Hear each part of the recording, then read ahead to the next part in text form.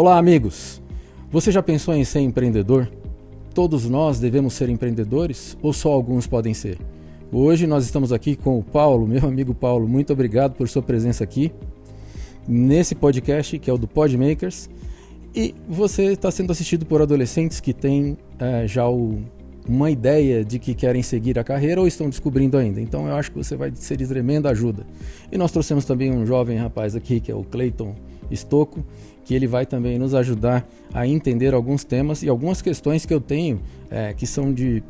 assim, que já vem há tempo, eu já venho há tempo querendo descobrir e hoje eu vou tirar as dúvidas com você. Obrigado, Gui, Cleiton, é um prazer estar aqui. Certamente a gente vai trocar uma ideia bem legal. Cleiton. Isso aí, muito bom estar aqui nesse momento com vocês. É o prazer de conversar com o Paulo, né? Conhecer um pouco mais, né? Já tinha nos bastidores conversado um pouco com ele, mas agora neste podcast vamos tirar todas as nossas dúvidas neste momento. Paulo, você tem empresas, você tem sucesso na vida. Quem olha a sua vida fala, eu quero ser o Paulo, eu quero ter a família do Paulo, eu quero ter uma consultoria sua, mas poucas pessoas sabem a questão de quanto você já sofreu e já fracassou.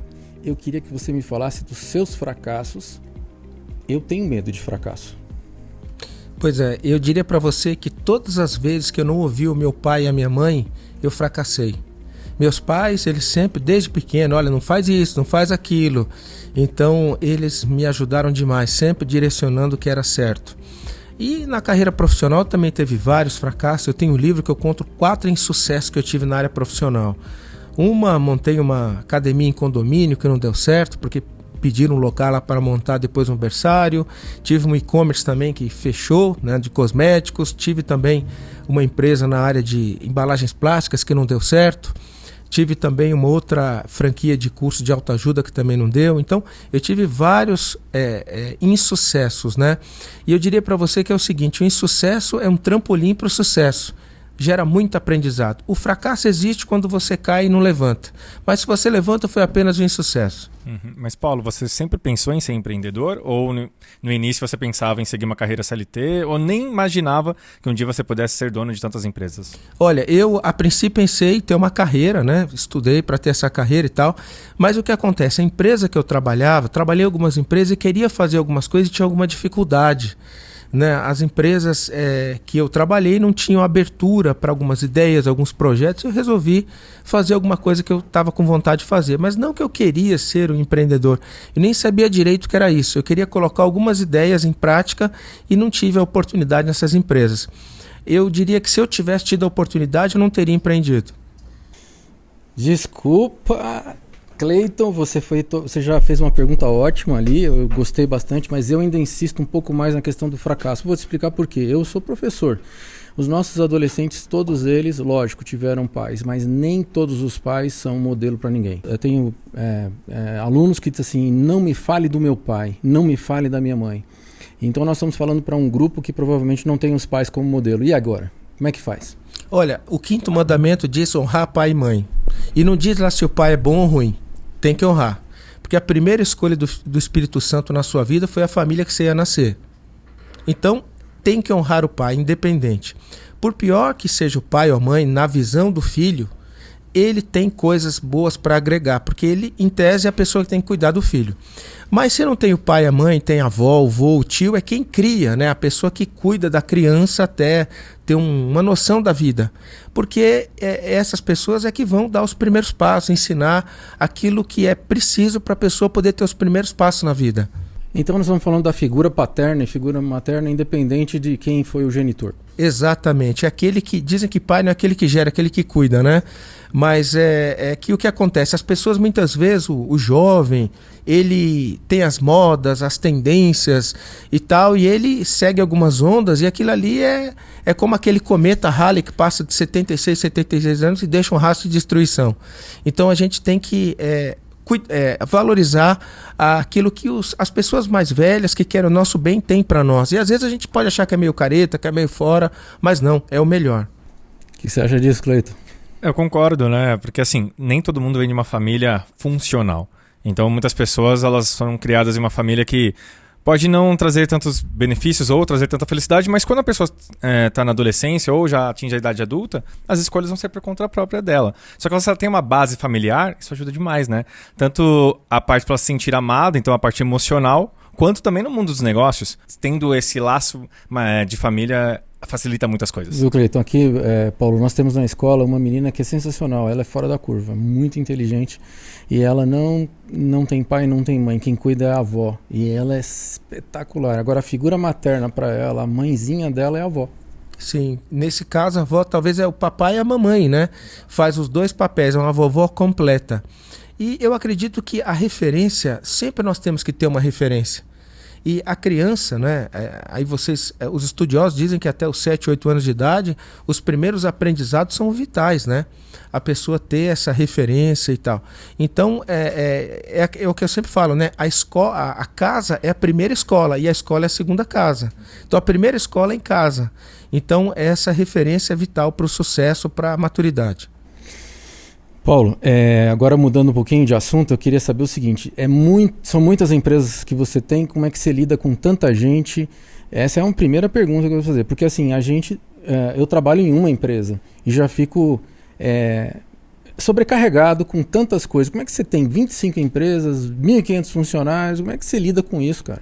Olha, na verdade assim, a empresa que eu trabalho, que eu dirijo, né, há 25 anos atrás, nós criamos uma cultura de duplicação de formação de líderes. Então tem muita gente boa que cresceu na empresa e cuida da empresa comigo. O trabalho do empresário é cuidar das pessoas para que as pessoas cuidem da empresa. Então nós temos, por exemplo, no grupo que eu trabalho, 95% dos líderes foram formados dentro da empresa. Pessoas que entraram trainee e hoje são gerentes, diretores, vice-presidentes. Então assim, eu tenho uma equipe que trabalha comigo já há anos e cada dia que a gente trabalha junto a gente afina mais. Hoje o meu trabalho, para você ter uma ideia, 70% do meu tempo olhando para o futuro e 30% cuidando do presente. Mas não é um trabalho tão simples assim, né? Explica um pouco do dia a dia para a gente entender. O trabalho de todo empreendedor é dois, basicamente, né? Ele tem que construir uma visão e ter um time que executa a visão. Esse é o trabalho do empreendedor. E a visão é algo que ele tem que se envolver nisso profundamente. Então hoje o meu trabalho é construir essa visão em conjunto com os gestores e ter bons gestores para que eles possam conduzir os times para o resultado. Então, o gestor da companhia, ele não pode entrar muito em atividades táticas e operacionais, porque senão ele não consegue construir visão e lidar com a liderança alta da empresa, a alta gerência. 2 perguntas. Como é que você contrata essa pessoa, realmente eu preciso dela? E quando que você manda embora? Essa é uma pergunta também que tem gente que demora para mandar embora e aí as coisas vão piorando. Tem gente que manda embora antes da pessoa dar certo. Eu queria saber como é que você faz, qual o segredo? Olha, a contratação e demissão é o seguinte, lento para contratar e rápido para demitir. Então na contratação a gente lá, por exemplo, tem 5, 6 etapas. Né? É feito todo um processo. Para demitir é quando viu que não está na curva de performance, não tem alinhamento com a cultura, tem que dispensar o mais rápido possível. Então não tem um prazo, né? Tem. Para cada atividade tem. Por exemplo, quem é da área comercial tem uma rampagem de performance, mês 1, 2 e 3. Ok. E cada mês, se atinge uma meta ou não, tem um farol que acende o amarelo, o verde, mas o vermelho sempre é 3 meses para uma avaliação mínima de funções mais operacionais. Funções mais táticas, depende, às vezes 3, 4 meses. Mas não passa de 4 meses, em geral. Meritocracia total. Meritocracia. O princípio 2 do nosso grupo é meritocracia. As pessoas crescem pelo mérito. E sobre contratação, é o que eu disse, 95% dos líderes são formados dentro da empresa. A gente tem uma coisa chamada PRI, que é Programa de Recrutamento Interno. Surge uma vaga, fica no mural, quem quer se candidatar, aplica. E aí é democrático, qualquer um pode aplicar. E aí aquele que tem os requisitos tem oportunidade e cresce. Só contrato aquilo que eu não posso promover dentro da empresa. Assim eu estimulo todo mundo a querer ficar na empresa e crescer. Top, top, top. E quando é que você acha que tem que trazer gente de fora? E aí já segue a sua outra pergunta, que daqui a pouco. Sim, quando não tem o skill, quando não tem habilidade dentro da empresa. Por exemplo, recentemente nós estamos abrindo uma faculdade, não tinha alguém para ser o diretor-geral da faculdade, com esse skill dentro do grupo. Aí nós contratamos alguém excelente para conduzir. Tinha que ter um diretor acadêmico, nós não tínhamos alguém. E tem várias atividades ou profissões até técnicas. A gente precisava contratar, por exemplo, um profissional especializado em lançamento de infoprodutos, um gestor contratamos, que não tinha alguém dentro. Então, sempre quando não tem alguém, ou colocar uma consultoria com alguém, não vai ser um resultado tão bom, a gente traz o profissional pronto. Top. No caso, quantas empresas você tem mesmo, Paulo? Hoje são 25 empresas. Dos mais diversos segmentos. Tá, só pra gente entender quais são esses segmentos e qual área que você mais, assim, se identifica hoje para trabalhar mesmo. Assim, não que você não goste das 25, mas qual área você está se dedicando mais nesse momento? Legal. Bom, essas 25 nós temos empresas na área de marketing digital, né? Empresas especializadas em Google, né? Colocar na primeira página do Google, na busca orgânica, inbound marketing, que é automação de marketing, empresas também na área de busca de imagens, CRM. Então são várias empresas, 8 empresas na área digital, né? Marketing digital. Nós temos empresas na área de educação, faculdade, escola de idiomas, editora de livros, empresa de lançamento de infoprodutos. Nós temos também empresas na área de cosméticos, né? Temos também empresas na área de meio de pagamento, construtora, uma série de empresas. Empresas na área de saúde, né? Temos... Só não tem algo no audiovisual ainda, né? Não, acho que ele até tem, porque quando ele trabalha na área de marketing, né? Ele vai ter que sempre usar o audiovisual, equipe, né? Isso aí. Sim, mas eu digo assim, uma só focada nisso. Você tem uma que agrega, né? Mas você não tem uma que é só focada nessa Não, nós temos uma empresa que chama ID, Inovação Digital Exponencial. Essa ID, nós colocamos o nome, essa empresa ID, pelo ID de Jesus, pelo ID. Então, olha a analogia que nós fizemos.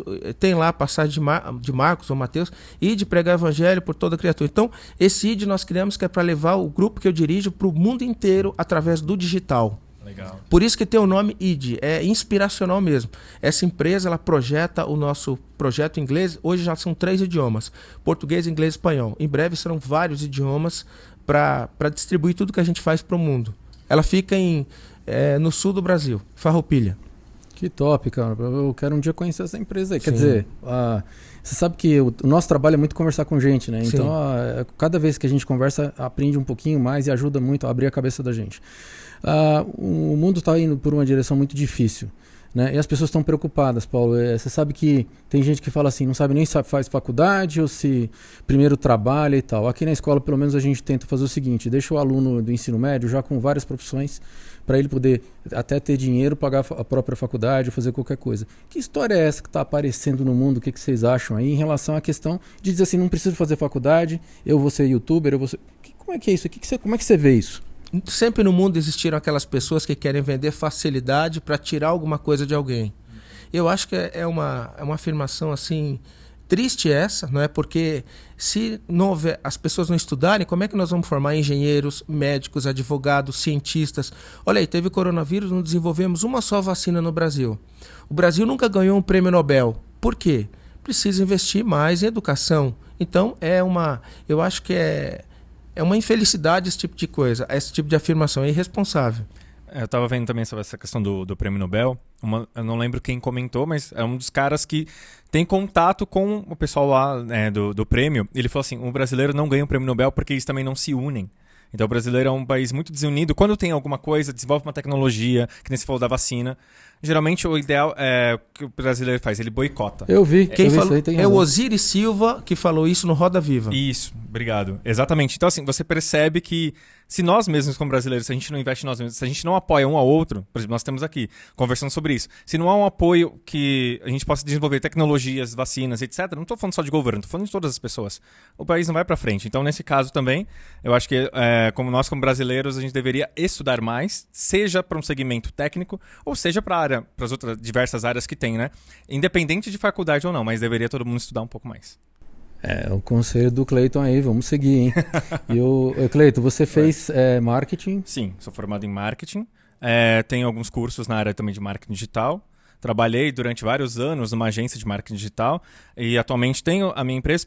Estou aqui na Escola do Pensar também, né, nessa produtora aqui, mas tenho a minha empresa também. Então, eu sou empreendedor, tenho a Click Excellence, que é a minha empresa de audiovisual, junto com o meu sócio, e também presto serviços aqui. Então, assim, eu estudei, tenho a minha formação acadêmica, mas também tenho o senso de empreendedorismo. E eu tento conciliar as duas coisas todos os dias, né? Vamos dizer assim. Ô Paulo, uma coisa que... Obrigado, Cleito, lá. Vou te deixar teu letrinho aí. Obrigado. O seguinte, a questão do... o aluno que sai daqui, ele vai chegar no primeiro lugar e vai fazer uma entrevista. O que você diria para esse aluno? O que ele precisa falar na primeira entrevista de emprego, Paulo? ele precisa falar o seguinte: olha, eu estou aqui para fazer o meu melhor, estar completamente alinhado com os objetivos da empresa, e o meu sonho é crescer nessa organização. Eu quero crescer, quero desenvolver, quero gerar valor. Mas ele não pode falar isso decorado. Como é que você... Porque se ele falar sem sentir, não adianta, né? Como é que você vê isso? Olha, aí novamente eu falo do livro sagrado que diz que a gente tem que trabalhar como se estivesse trabalhando para Deus. Então tudo que você for fazer, faça com excelência. Ele pode dizer o seguinte: olha, eu estou vindo aqui fazer o meu trabalho com excelência. O que você me colocar para fazer, pode ter certeza que vai ter excelência. Porque eu estou com muita vontade de trabalhar e crescer na vida. Não sei o que você vai me colocar para fazer, mas seja lá o que for, eu vou me dedicar em aprender e fazer o meu melhor. Que top. Essa disposição, então, é muito medida. Demais, porque uma pessoa disposta alcança o inimaginável. Nada substitui a dedicação. O talento não ganha da dedicação. A história é cheia de jogadores de futebol extremamente talentosos que não saíram da segunda divisão. Há muitos jogadores extremamente talentosos, mais até que os de primeira divisão, ficaram na segunda por falta do quê? Da dedicação, da disposição. Olha, as pessoas que mais têm sucesso na vida não são as mais inteligentes nem as mais capazes, são as mais dedicadas e disciplinadas. Dedicação é persistência. Persistência, perseverança, foco, obstinação. O sucesso é para aqueles que persistem. Não adianta parar no meio do caminho, aí é atropelado. Você sabe que lá embaixo na sala do meu pai tem uma... Todo mundo que vem aqui sabe, né? Tem uma entalhado em madeira. Só chegam a vencer aqueles que têm coragem de continuar. Essa é a frase dele. Sim, porque a vida... as pessoas pensam que sucesso é uma linha reta entre o ponto A e B. E não é. É cheio de altos e baixos, problemas, desacertos, etc. Errar faz parte. A gente falou agora há pouco lá de pessoas, né? Ford quebrou 3 vezes, Thomas Edison, até ele ter 1094 patentes, foram um monte de coisa que ele fez e não deu certo. Ninguém acerta da primeira vez. Então, o erro é um grande professor. Sim, sem dúvida nenhuma. Matheus, tem pergunta aí? Eu sei que tem uma galera muito qualificada que está assistindo a gente. Um abraço para vocês todos aí que estão assistindo a gente nesse momento. Tem bastante gente aqui. Eu vou escolher uma aqui que está perto do tema aqui, da Tainara Brito. Tá? Qual o seu pensamento sobre diversidade e inclusão de pessoas? Acredita que a falta de oportunidade pode prejudicar os mais vulneráveis? Olha que pergunta. Sim. Puxa, como é o nome dela? Tainara Brito. Tainara Brito. Ela é da área de talentos do grupo Ideal Trends. É uma pessoa incrível, extremamente competente.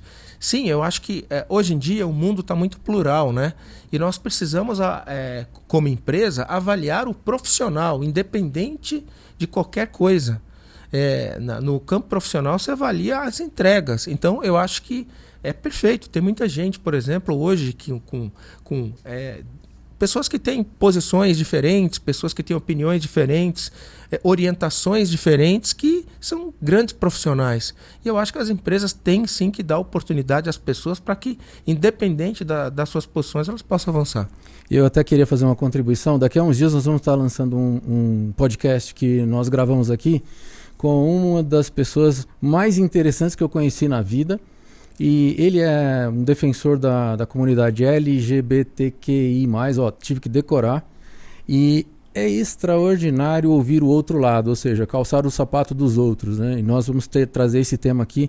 Vou ter a oportunidade, então, de até pedir a ajuda de vocês para divulgarem, porque o que ele falou para mim mudou a minha cabeça em algumas coisas, não em relação aos meus princípios, mas em relação a como enxergar essa questão que ela falou agora sobre a inclusão. Sim. E a inclusão envolve, quer dizer, a questão do gênero, a questão, por exemplo, de necessidades especiais. Você vê, nós estamos para receber a portaria da nossa faculdade, toda organizada para acessibilidade, todo um projeto que foi feito para as pessoas poderem utilizar as instalações e tal. Então, hoje nós estamos na era do conhecimento, e o conhecimento ele está disponível para pessoas das mais variadas formas, né? Então é preciso que as empresas sim providenciem condições para que as pessoas possam trabalhar, liberar seu potencial, né? Perfeito. Olha, mais uma pergunta tem aí? Tem. Quer uma mais polêmica ou uma... Olha, pode jogar uma polêmica aí que a gente segura, qualquer coisa a gente segura. Só antes de você falar, já que a audiência tá boa, Se você ainda não se inscreveu no nosso canal Podmakers, dá uma assinada lá. Nós começamos agora, então a gente não tem nem 500 pessoas ainda, mas quem sabe a gente vai chegar logo a muito mais gente, se Deus com quiser. certeza. Tanto nesse canal quanto do corte dos Podmakers também. Então você curte os dois, tá? E tem o Instagram também, Podmakers, procura lá, gente, tá bom? Ah, que legal. Pode falar. Vamos aqui, ó. Por que o brasileiro gosta tanto de assistir o Big Brother Brasil e se devo deixar os meus filhos assistirem? Isso é polêmico. Não, essa eu achei boa, essa que eu tava esperando, coisa bem polêmica. Não, mas isso daí é polêmico justamente porque o brasileiro ele gosta de assistir algo na TV que possa entreter. E também tem conteúdos ali que, dependendo da idade da criança, não é tão interessante. Eu não julgo quem assiste, mas acho que para as crianças, dependendo da idade, não acho que é um bom negócio. Minha visão. Paulo. Olha, eu acredito que entretenimento é o que mais é consumido no mundo inteiro, né? Se você pegar perfis, por exemplo, no Instagram ou na televisão mesmo, programas que têm maior audiência, é entretenimento. As pessoas querem isso, né? Isso já Nero falava lá atrás que é pão e circo, né? As pessoas, a grande massa, é um grande fato esse. As pessoas gostam de entretenimento. O Big Brother, eu acredito que não é adequado para crianças, na minha opinião. Eu não deixaria meu filho assistir, não. Eu recomendaria ele não assistir, porque eu acho que pode acelerar algum pensamento, alguma coisa. Qual a idade dele, só para eu saber? Eu tenho uma de 11 anos, um menino de 6 e um de 1 ano e 8 meses. E um que está com alguns meses de gestação. Tá 5 meses de gestação. Que bom, que Deus abençoe, que vem boa hora. E por que o brasileiro gasta tempo assistindo isso? É falta de opção? O que é? Eu acredito que tem toda uma questão cultural, né? O nosso país, por exemplo, por muitos anos, curiosamente, você vê, o Brasil é o país que tem o maior carnaval do mundo, né? O brasileiro é um povo festeiro, o brasileiro é um povo comunicativo, é um povo que você pega muitas festas regionais. Então o brasileiro ele tem essa característica, né? E isso faz com que programas como esse caiam como uma luva. Você vê A Fazenda, Big Brother, são programas que realmente o povo gosta. Essas revistas de fofoca, alguns comentaristas de fofoca bomba isso, né? Porque o brasileiro gosta muito desse tipo de coisa. Você vê, o brasileiro, é duro falar isso, mas lê menos de um livro por ano. Poxa vida, pois então é muito pouco. Então, se lê menos de um livro por ano, esse tempo, por exemplo, vai para onde? Pois é. Eu também vou deixar a minha opinião aqui, já que é um bate-papo, né? Eu realmente não perderia tempo absolutamente com nenhum Big Brother, porque eu tenho tanta coisa mais interessante para ver do que o Big Brother que... Ai. Bom, é um assunto bacana, a gente pode um dia só debater sobre isso, né? Até porque eu recebi um dia desse um pedaço, achei interessante, mas eu não sabia que era o Big Brother, primeiro, não sabia que era esse Big Brother, e não sabia que era uma tal de Bárbara, que depois a gente pode conversar sobre ela, que ela parece que está aí, ela é uma das candidatas a vencer, e eu tenho algumas observações sobre ela, desse assunto, desse Big Brother. Não estou acompanhando, mas estou acompanhando a Bárbara. Sim. Deixa eu falar outra coisa. Cara, desculpa falar cara, mas é que... Que isso, nós somos amigos. Tá bom. Obrigado pela essa distinção. O que eu queria saber é o seguinte, eu morei nos Estados Unidos 10 anos. Você tá morando lá há alguns anos já e sabe... Eu admirava muito aquele país, eu tô perdendo a admiração pelos Estados Unidos. Você tem alguma coisa para me dizer assim, que pode dizer assim, não, Gui, ainda é bom lá? Olha, Estados Unidos, ele eu brinco que é um continente também, né? Porque se você pegar, por exemplo, a Flórida... E o modo de viver da Flórida, e você pega a Califórnia, é totalmente diferente. Sim, a Califórnia é bastante liberal, né? Liberal. Você pega, por exemplo, a Flórida, a cada esquina você tem uma igreja. Então, na Califórnia não. Né? Você tem uma diversidade muito grande, você vê outdoors com propagandas assim, até um pouco... na minha opinião, exageradas, ousadas. Então, é muito diverso. Né? Você pega Nova York também, é uma outra dinâmica, como você morou lá. Então, acho que Estados Unidos, ele é um motor cultural, né? E é uma fábrica de tendências, né? Se você para analisar as tendências do mundo, você pega o management, nasceu lá na década de 50, a internet, os iPhones... Não, tudo começa por lá. Tudo começa lá, os filmes, as músicas, então, tudo, né? Então, os shopping centers... que estão falindo. Até o Big Brother, né? Por sinal, está fechando muitos shopping centers lá. Então o que acontece? É verdade. O americano, ele está em processo de mutação constante. Então, algumas coisas, por exemplo, hoje em dia, eu acho um pouco diferentes, né? Outras, estados, por exemplo, como que eu moro da Flórida, são ainda bastante conservadores, né? Então, eu diria para você que tem de tudo nos Estados Unidos, está tendo alguns estados que são um pouco mais liberais, com algumas coisas que eu não concordo muito, outros já são um pouco mais conservadores, por isso que eu resolvi morar na Flórida, que é bem conservador. Para quem ainda não tem a oportunidade de ir para os Estados Unidos ou quer ir, ainda vale a pena esse sonho americano de sair do Brasil e fazer a vida lá ou não? E só antes de você responder, essa é uma dúvida que não é só dele, não. Tá dos meus alunos também. Ele fica perguntando, tenho que ir, não tenho que ir? O que você acha disso? O mundo está cada vez, como eu sempre falo, mais complexo, incerto e veloz. Nós estamos num mundo globalizado. A China hoje é a indústria do mundo, né? Então, esse mundo mais globalizado é mais competitivo. Então, não é mais exatamente daquele jeito que era anteriormente. Hoje, por exemplo, tem que trabalhar a mulher e o marido. Mudou, né? 2 carros na garagem? Até pode ser. Mas o americano, você sabe que hoje em dia, ele vive no cartão de crédito. Ele trabalha, por exemplo, as casas são financiadas há 30 anos. Então eu diria para você o seguinte, hoje ele deve muito mais do que ele consegue pagar, né? Se ele morresse hoje, ele vai morrer em dívida. A hipoteca, a saúde e a educação, né? Que são os 3 os maiores gastos. Né? Saúde é um negócio bastante difícil. Agora, o que acontece? Bom, os Estados Unidos sempre vai ser o país de maior imigração do mundo, sempre. Por quê? É a maior economia do mundo, a maior democracia do mundo. É um país que tem possibilidades enormes, né? Porque a gente está falando aqui, tudo que é novidade surge lá. Então a inovação e os Estados Unidos combinam, né? Mas é um país que para o imigrante que vai para lá, você vê muitas pessoas que vão para lá vão trabalhar na limpeza ou na obra. Não tem muita opção, a não ser que você seja alguém que vá para lá como enviado especial numa rede de TV, que aí você vai como profissional daqui para lá. Mas o seu diploma aqui não vale lá para a maioria das profissões.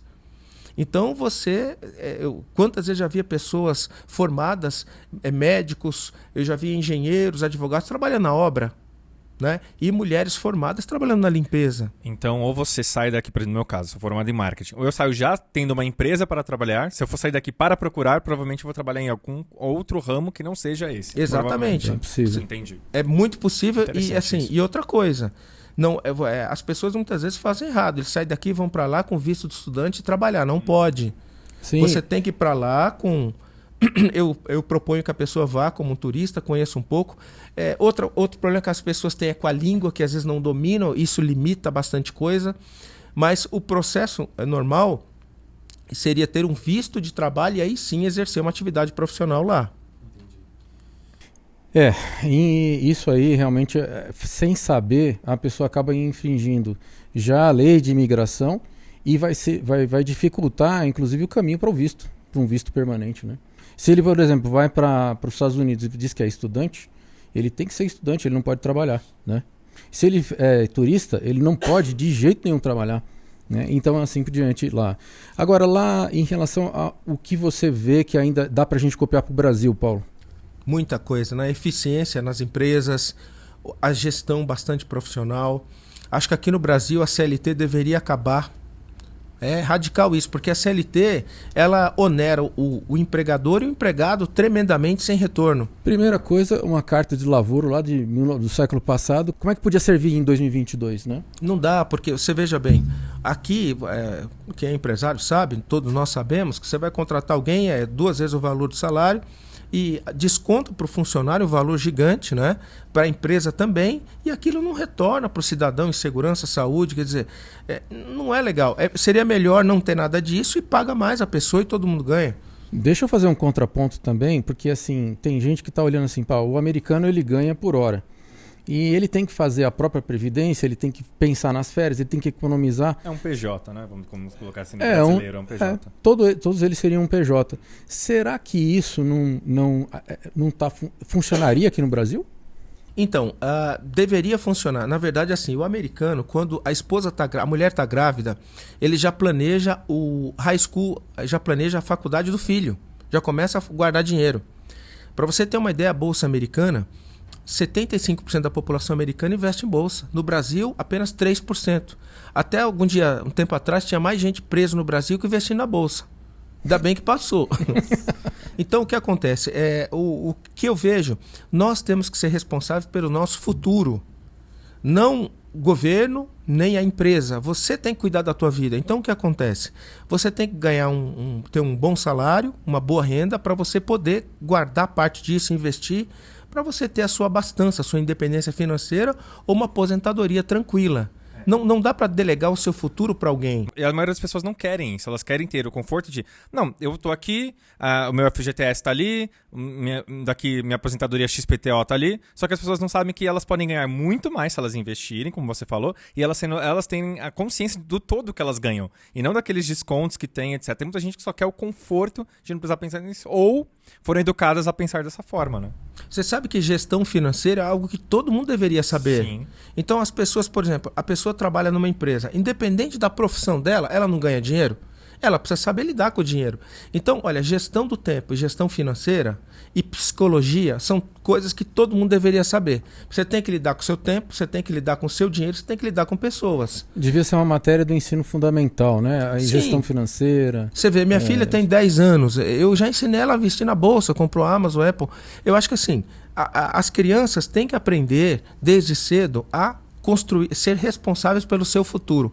Eu acho que nós não podemos delegar nossa vida para ninguém, né? O futuro da nossa vida. E assim, eu não vejo problema em ser CLT ou PJ, não. O problema é você não cuidar do seu tempo, do seu dinheiro, do seu futuro. Você pode ser CLT, é a lei que vigora no país, perfeito, vamos estar dentro da lei. Mas você tem que guardar parte do seu dinheiro. Você não vai receber 13º, férias, então você tem que saber poupar. O ponto é esse, aqui o mundo quer pôr a mão no seu bolso e tirar seu dinheiro. Então agora vem o iPhone 14. Pô, o 13 está ótimo, mas as pessoas vão trocar pelo 14 porque tem uma câmera um pouquinho melhor que você não precisa daquilo. Então o marketing faz com que você gaste mais do que você precisa. Então você precisa definir prioridades e estabelecer metas. Primeiro pague você, depois compra as outras coisas. Mas não é um contrassenso? Você que tem uma empresa de marketing digital, não responde ainda. Eu vou pedir para que quem está assistindo a gente, se puder, agora já inscreve-se no canal e já deixa o like, porque nós vamos trabalhar ali alguns assuntos. Então a pergunta que eu fiz, ela é polêmica, e eu quero votar a China. Por favor, alguém me lembre de votar a China, porque é polêmico. Se for para ser polêmico, vamos lá. Matheus, tem pergunta aí? Sim, tem uma pergunta aqui do Everton Quirino. Se tirar o CLT, o desenvolvimento... Peraí, um abraço, Everton. Aí é amigo da gente. Um grande abraço. Se tirarmos o CLT, o desenvolvimento triplica? Boa pergunta, né? Olha, se você tirar o CLT, esses dias eu estava vendo aí, eu já vou responder isso daí, certamente vai melhorar muito. Por quê? Porque o empresário vai ter a oportunidade de poder pagar mais, o colaborador vai ter a oportunidade de ganhar mais, e com isso ele vai poder estudar, se desenvolver.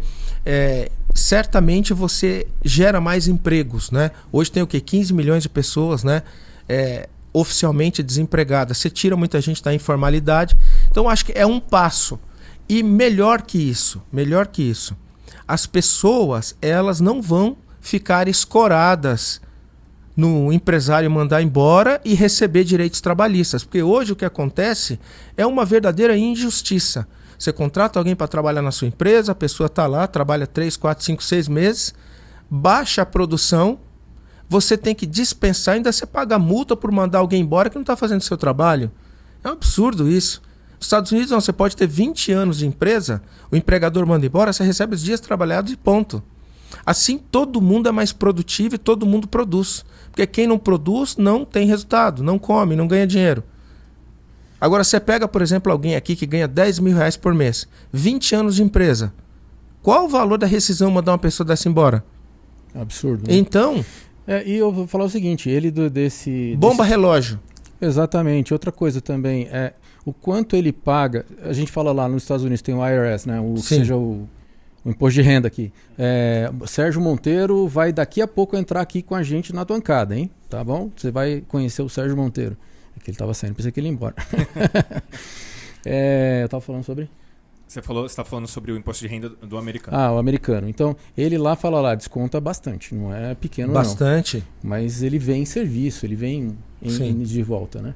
Sim, e taxa as grandes fortunas, né? Você vê aqui no Brasil a luta que está aí para ter a taxação dos dividendos, né? Não conseguiu passar, tiraram do texto, a taxação dos dividendos, lá os 20% sobre o lucro, né? Que eu acho que tem que taxar sim.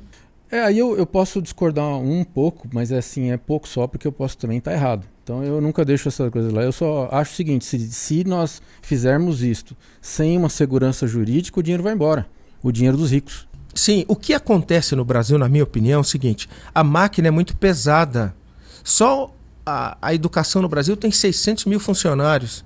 É muita gente, Ministério da Educação. A máquina é muito pesada. O Brasil precisa ter um choque de gestão. São muitas instituições, muito funcionário público. E o problema é que muita gente com estabilidade, baixa produtividade. O Brasil precisa ter um choque de gestão, reduzir a carga da máquina para ser mais competitivo. Então, e o que eu vejo, todo lugar do mundo, os ricos são taxados. Na realidade, você está taxando o dividendo, que hoje vem sem taxação. Veja, é isso que vai resolver o problema do Brasil? Não, não é. Isso vai gerar uma receita que vai acabar diluindo na ineficiência. Então são uma série, você falou em choque, né? Choque de gestão. Eu gosto da expressão que tem também de um autor que eu conheci, que é choque de lucidez. Sim.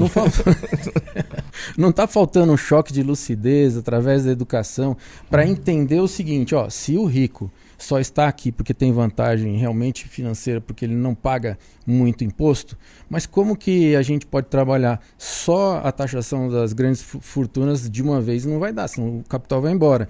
Você está me falando de uma reforma de cabeça, depois uma reforma administrativa, enxugar a máquina e realmente aí poder cobrar do rico, senão ele vai embora antes. Eu penso assim. Reforma, nós falamos de uma reforma na educação, né? Ou seja, tem que ter eficiência. Por exemplo, uma coisa que eu acho que tem que mudar no Brasil. A educação básica aqui, você há de convir comigo que a educação básica pública, a qualidade é sofrível. Infelizmente. E as universidades públicas são as melhores, que estão nos melhores rankings do país, pelo menos do país. Se você pegar as universidades públicas, no ranking você tem a USP, a Unicamp, dentro da... Agora o que acontece? Deveria ser o contrário. O ensino básico e médio de excelente qualidade, gratuito, e as faculdades pagas nas universidades, como é nos Estados Unidos e vários outros países do mundo. Porque a grande massa tem que ter uma educação de qualidade. A grande mão de obra de um país está no high school, está no nível médio, não no superior. E tem o detalhe, né? A educação até o nível médio é para todos. A Sim. universidade, alguns escolhem ir ou não. Faz total sentido isso. Não, e é incrível. Você vê o filho do prefeito estudando junto com o filho do pedreiro. E todos pegam a Yellow Bus lá, e vai para a escola, volta, tem comida. Quer dizer, é incrível isso. Então precisa nivelar primeiro por baixo. Tem que todo mundo ter acesso. Outra coisa, o filho tem que ir para a escola até 16 anos. Se não for o pai, é preso. Sim. É obrigatório colocar o filho na escola. Então tem que, para mim, ter uma reforma na educação onde as crianças fossem obrigadas a ir para a escola até 16 anos de idade, onde as universidades fossem pagas, todas elas pagas. Só para você ter uma ideia, um aluno de uma universidade de primeira linha, eu estava vendo, custa 10 vezes o valor de um aluno de uma universidade privada no mesmo curso. Olha a ineficiência. Então, e a produção científica brasileira? Esses dias eu estava vendo. Infelizmente é uma das últimas sempre. Então, aí é que está. Então, na reforma da educação, eu vejo esses pontos. Então, essa questão da... Inverter a pirâmide. Inverter. Colocar mais dinheiro no ensino básico. Mas, e olha, você veja, e qualidade, professor tem que ganhar mais. Exato. Investimento em professores. Eu fico pensando assim, a gente às vezes fala assim, mas o professor... Gente, o que o professor no Brasil faz é milagre. Sim. Ele ganha pouquinho de nada e ele ainda tem que comprar livros, ainda tem que se qualificar. Então ele é um herói, né? E a pandemia mostrou muito isso. Porque agora os professores tiveram que aprender a dar aula online. Tem professores que nem tinham nem computador, tiveram que se virar, então... Olha, vamos lá. Toda a riqueza de um país, né? Tem um livro chamado A Riqueza das Nações, um livro incrível. A riqueza de um país ou a riqueza de uma pessoa está ligada no seu intelecto. Uhum. A riqueza é o quanto você consegue criar, desenvolver. E sem investir em educação, você não tem riqueza. Você tem produtos básicos, né? Você tem agricultura, né? Você tem... Agora, você precisa investir em ciência, tecnologia para gerar valor agregado. E isso passa pelas escolas. passa pela pesquisa científica, passa pelo desenvolvimento cultural. Então, investir em educação é investir no futuro.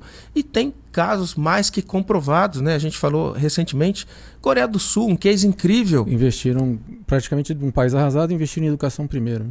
Basilar. Olha a China, o que está acontecendo com a China, investimento massivo em educação. Não vou entrar em regime de governo, nada disso, mas educação. Sim. Você pega, por exemplo, aí outros... E você pega outros exemplos. Você pega, no final da Segunda Guerra Mundial, estava arrasado Japão, Itália e Alemanha. A Alemanha é a primeira potência hoje da Europa. Sem dúvidas. Então, a gente fala de cultura e educação. Por que educação é importante, tá? Eu digo, porque educação, as pessoas acham que educação é escola. Não, a escola é uma parte da educação. A primeira é em casa. Civilidade. Tiraram aqui da grade o SPB, lembra que a gente tinha? Organização Social e Política Brasileira. Pergunta pro jovem na rua o que faz um deputado federal e um senador, diferença de um pro outro. Nem o hino nacional eles querem que seja cantado nas escolas, quanto mais ensinar política e, entre outras coisas, política normal, né? Saber o que cada um faz no seu determinado momento. Você sabe que, estudando geopolítica, quando você analisa dos capitais, né? Que um país tem, existe o capital econômico, o capital bélico, e tem uma coisa chamada capital social. Que é isso? É quanto as pessoas são patriotas. Né? O capital social do Brasil é um dos menores do mundo. O brasileiro precisa amar mais o seu país. Não, amar o país não quer dizer torcer pelo Brasil na Copa. Não. Até que deixou ultimamente... E nem um time político também, né? Vamos dizer assim, né? O americano, independente de quem estiver no governo, ele ama o seu país e morre por ele, vamos dizer assim, dessa forma. Nós não, a gente, beleza, vai lá, se vira e estamos aqui. Você vê, e eu amo o Brasil, tá? Eu tô falando tudo isso que a gente está discutindo, mas assim, o Brasil é um país extraordinário. E quando eu falo, por exemplo, do capital social, amar o país, é o quê? Cuidar do mobiliário público, cuidar da praça, cuidar dos brinquedos da praça, cuidar da escola pública, é cuidar do que é nosso. A impressão que eu tenho é que os viadutos, os bancos públicos, as pessoas, quando é público, pensam que não é de ninguém. Não, mas é de todos dele. nós. Aí é que é dele mesmo, né? Então, se tem uma coisa que é dele, é o público. Esquecem que a gente paga imposto para isso também, né? Mas você vê, você anda, por exemplo, na Avenida Paulista, quanto papel no chão, quer dizer, o cara joga... Então, isso tudo não é na escola que se aprende, é em casa. Então, eu acredito que a educação, ela é vital porque ela vai formar pais melhores para ensinar seus filhos nos primeiros anos de vida coisas básicas de civilidade.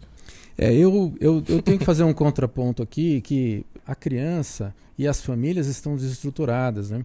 A cultura de left-wing, a cultura socialista, a cultura que veio tomando conta, ela tomou conta porque ninguém também dividiu direito o capital. Pegaram e ficaram só com os ricos. Então os pobres, eles tiveram que se unir para poder conseguir alguma coisa para eles também. Então a visão, eu não sou socialista, mas eu entendo o lado deles, porque também a gente não pode também só pensar em lucro, lucro, lucro, sem ter feito essa investida que você deu, que foi fantástica. Quer dizer, vamos inverter a pirâmide, colocar dinheiro no ensino fundamental, no basilar, né, onde vão formar ali as pessoas que pensam. Eu quero pedir mais participação das pessoas, eu quero também perguntar para o Cleiton, você vai para os Estados Unidos ou não? Porque essa era a pergunta dele que ele queria saber, viu, Paulo? Se ele tinha que ir para os Estados Unidos ou não. Eu tenho esse pensamento mesmo, de um planejamento a médio e longo prazo, de ir para lá, não só para lá, para a Europa também. Então, estou aprendendo... você está falando passear ou ficar uma temporada? Passear, conhecer, mas sim, ficar uma temporada. Então, assim, aprimorar meu inglês, fazer um pé de meia aqui, né, juntar uma grana, e sim, ir morar ou nos Estados Unidos ou na Europa por algum período de tempo. Então eu tô na linha daqueles jovens que ainda está buscando e conquistando o seu espaço, né? No seu caso, até é uma dúvida minha. Com quantos anos você abriu sua empresa e começou? Só para eu entender ali também essa questão. Foi com 19 anos de idade. Opa, deixa eu mostrar aqui o livro do Paulo. Isso, enquanto isso, porque Paulo, tudo que ele vai responder tá aqui nesse livro. Você vai no amazon.com.br, olha só. Tá vendo aqui?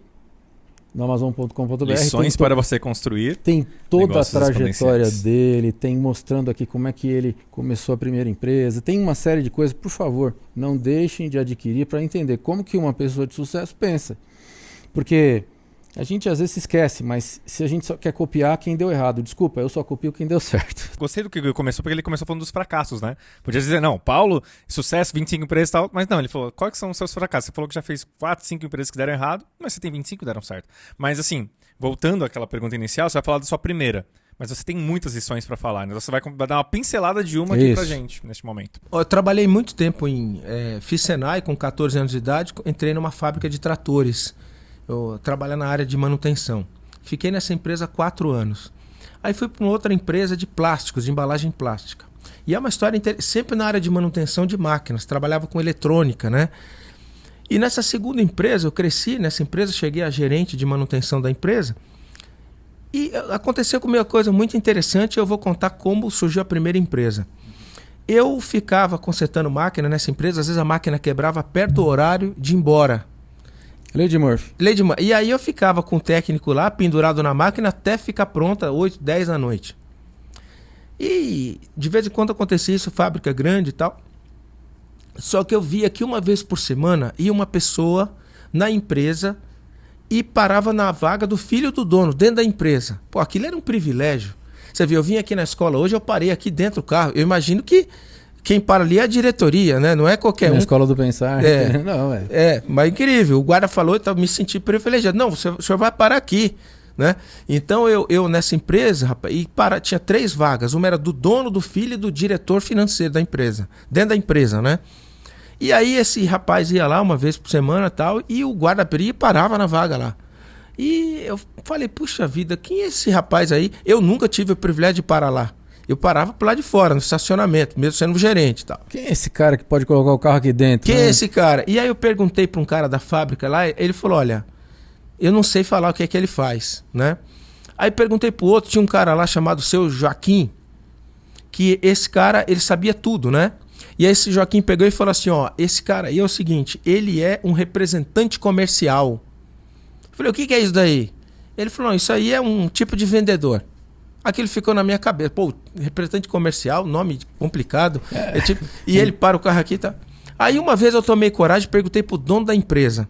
Falei assim, olha, o doutor, né? Doutor Israel, que não tá mais entre nós. Doutor, esse rapaz aí, ele falou, é o seguinte, ele é meu representante comercial e ele traz pedido para mim, gera faturamento. E por isso eu cuido dele.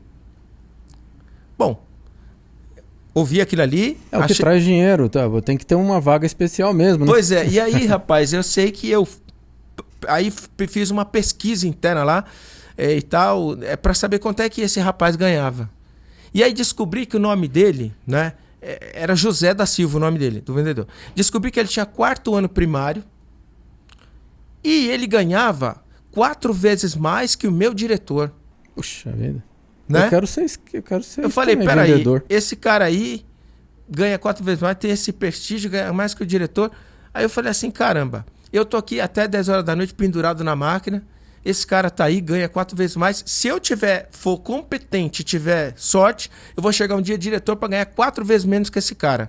Nesse dia eu aprendi uma grande lição, que o mundo paga mais quem vende do que quem produz. Isso é importante. Falei, eu tenho que aprender a vender. Vamos aprender a vender todos nós, né? E aí eu fiz um curso de representante comercial do Instituto Denver. Sabe aquele Instituto Universal Brasileiro? Que vinha fascículo pelo correio? Vinha. Tô ligado. 6 verdes. Aí você destacava a última folha, fazia o X, mandava, vinha. E aí recebi esse daí, fiz o curso, aprendi alguma coisa de pedido, orçamento e tal.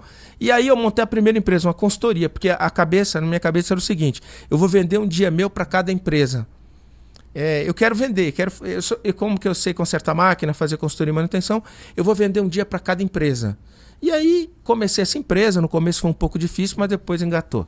Você viu aí como é que começa a empreender, né? Sim. Cleiton, muito obrigado pela sua participação por enquanto. Eu vou te pedir uma licencinha, claro, porque nós vamos ter a presença aqui que eu já tinha prometido, do Sérgio Monteiro, e ele está com um horário bem apertado, então ele vai sentar um pouquinho aqui, conversar um pouco com a gente, vem aqui. E enquanto isso, eu posso dizer a você que está assistindo a gente aí, se você quiser deixar, pode colocar a sua pergunta, nós vamos ler. O Matheus, tem alguma pergunta rapidamente aqui para a gente e nós vamos já passar a apresentação do Paulo para o Sérgio Monteiro. Vocês vão gostar muito de conhecer o Sérgio Monteiro. Aguarda um pouquinho aí.